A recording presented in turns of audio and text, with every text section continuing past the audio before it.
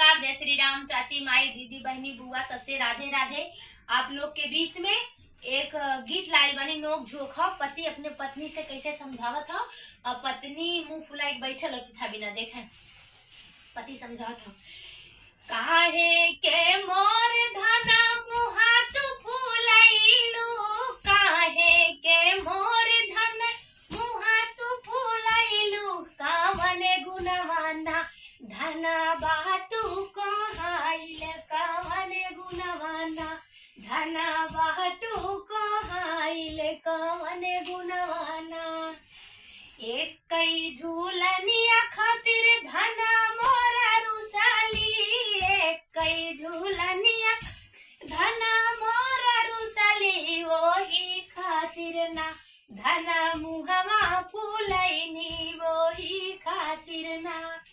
तो देखे में धन का कहा थे अपने पति से, जेठनी के चढ़ल राजा हरवा हसुलिया, जेठनी के चढ़ल राजा हरवा हसुलिया, हमई बिना ना राजा जरी गई रुपैया, हमई बिना ना राजा जरी गई रुपैया, हमई बिना ना। जेठनी के चढ़ल राजा हरवा हसुलिया, जेठन के चढ़ल राजा हरवा हसुलिया, हमई बिना ना राजा चढ़नी रुपैया, हमई बिना ना। एक कई झूलनिया खातिर बड़ा दुख होला, एक कई झूलनिया बड़ा दुख होला, कि हमई बिना ना राजा जरनी रुपियावा, हमई बिना ना।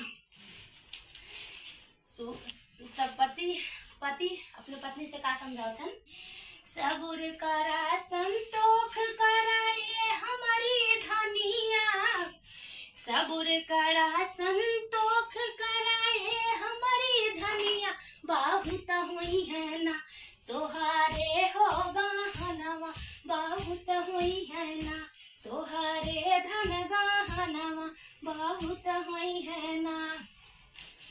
तब पत्नी अपने पति से का कहथिन, काऊ दई के सबुर कर, काऊ ले सबुर करी, काऊ सना चोखा, काऊ ले के सबुर, काऊ सना चोखवा, की का दई के ना राजा का दई के ना सुधारावेला सबुरवा, का दई के ना सुधारावेला सबुरवा, का दई के ना।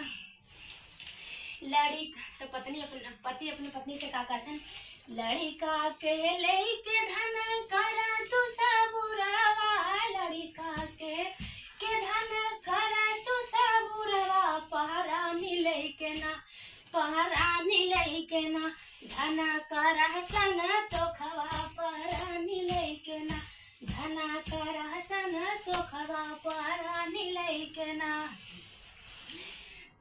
लड़िका के लेके धना करा तू सबुरवा, लड़िका के लेके करा तू सबुरवा, पहरानी लेके ना धना करा सन चोखवा, पहरानी लेके ना।